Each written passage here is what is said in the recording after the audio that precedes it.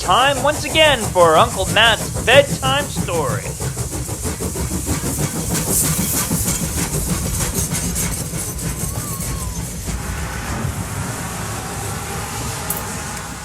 Hello everybody, it's Uncle Matt and I'm here to read you another bedtime story. And tonight's bedtime story is called Overground Railroad by Lesa Cline-Ransome and illustrated by James Ransome.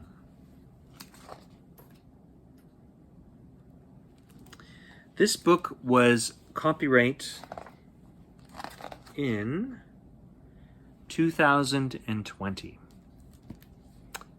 Are you ready? Here we go.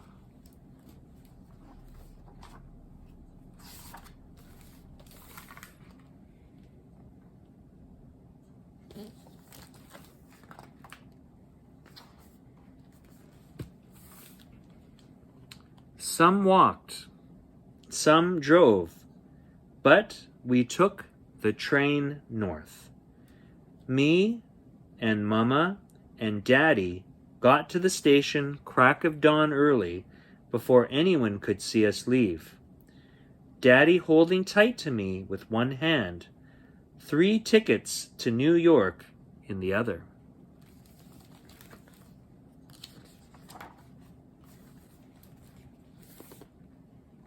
The porter helped us on board, then handed us our bags and our shoebox filled with food and tied with string, onto the first train out of North Carolina, just as the conductor yelled, "You ready? All aboard the New York-bound Silver Meteor!"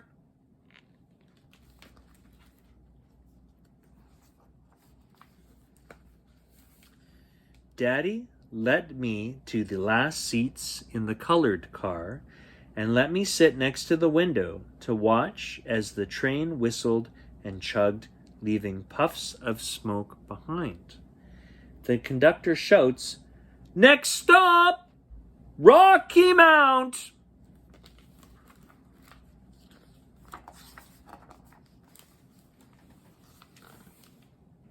We left in secret before Daddy's boss knew. Before our lease was up, we said our goodbyes to Uncle Buck and Granddaddy and Grandma, her wet cheek pressed against mine. "Ruth Ellen, you mind your Mama and Daddy," she said.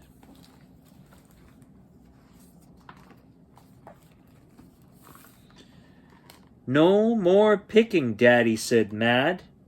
"No more working someone else's land," Mama said proud. "We're gonna make our own way up north," they both said.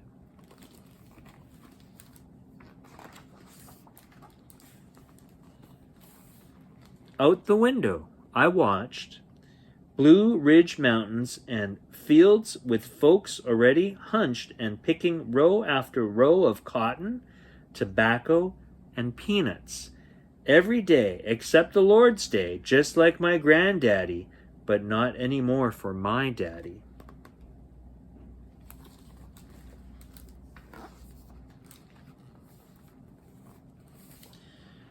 At the next stop, more people and boxes and satchels squeezed into the colored car, so many they stood on tired feet or sat on hard floors where they were.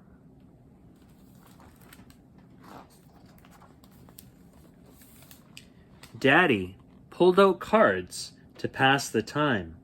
I won at rummy, Daddy at war.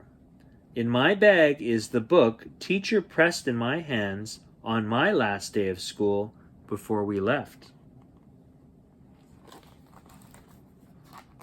Oh, the conductor says something here. Next stop, Norfolk, Virginia.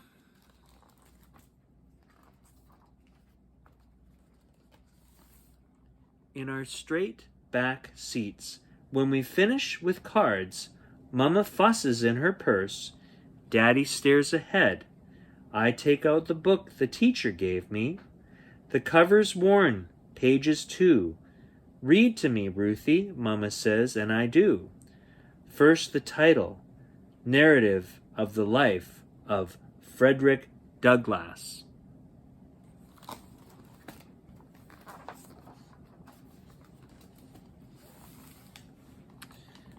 Then I turn to the first page.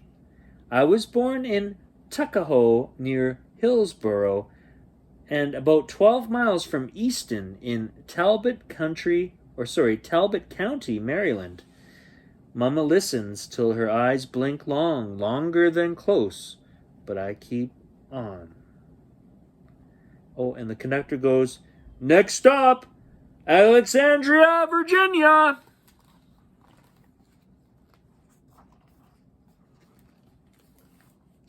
Out the window, in between pages, I watched as crooked shacks sprout on the edges of fields.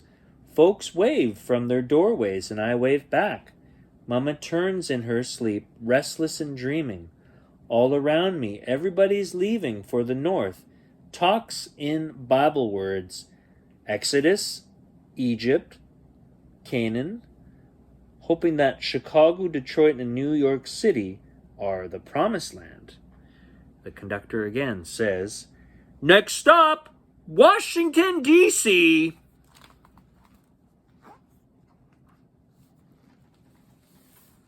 The porters come and move signs. Yeah, they move signs waking Daddy, telling everybody in the colored section to sit where they want. We don't have to stay in front behind the engine breathing in smoke because we've passed the line that divides black from white, south from north, wrong from right. I wait to move, but we wait more. Finally, Daddy takes my hand and Mama stands and we walk down the aisle, out the colored car, and through the curtain. And the conductor says, "Next stop, Baltimore, Maryland."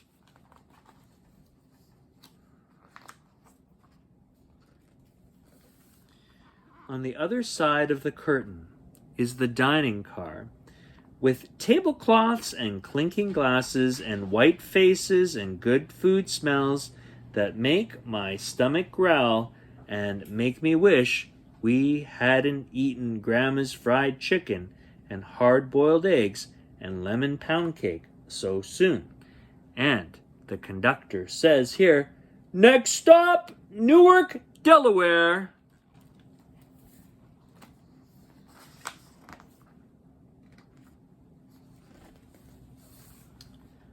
We walk past row after row of white folks who stare or turn away with eyes that say keep moving when they see us.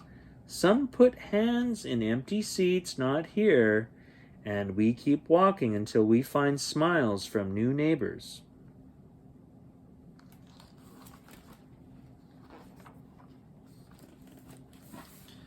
Out the window, people turn and point, and I see water and a whole river running long beside us.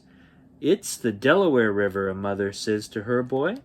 "The book teacher gave me has pages filled with the story of a boy leaving behind what he knew and heading to what he don't, just like me, only he didn't have a ticket bought by his daddy and food packed by his grandma."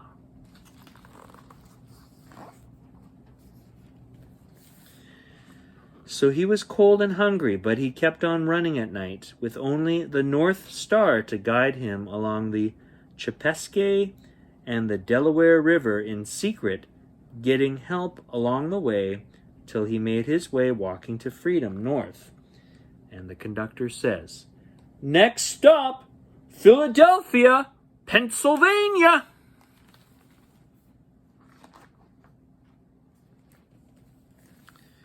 I watch the tracks in front of me and behind me, just as far as the eye can see.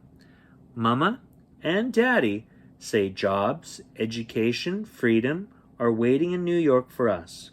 And like the boy in the book, we all running from and running to at the same time. And the conductor says, "Last stop, New York City, Penn Station.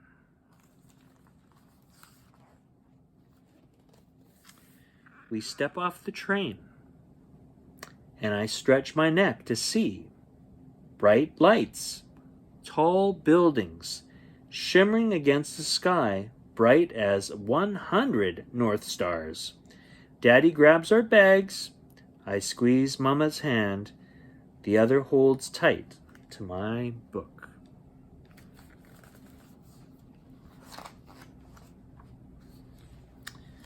The end. Wow. It's a story about the Overground Railroad. Wow, lots of stuff to kind of process there. I'm hopeful that maybe where you live, you don't have that much racism or prejudice that some of our friends here in this story had where they lived. They went up north to seek more freedom for their lives, more opportunities. Yeah, that's a hard one. I can't really imagine that too much for me. That some people just don't have as many opportunities as I do, and maybe you. Well, that is all the time we have for Uncle Matt's bedtime story. I hope you enjoyed that story, and I'll see you next time. Bye for now.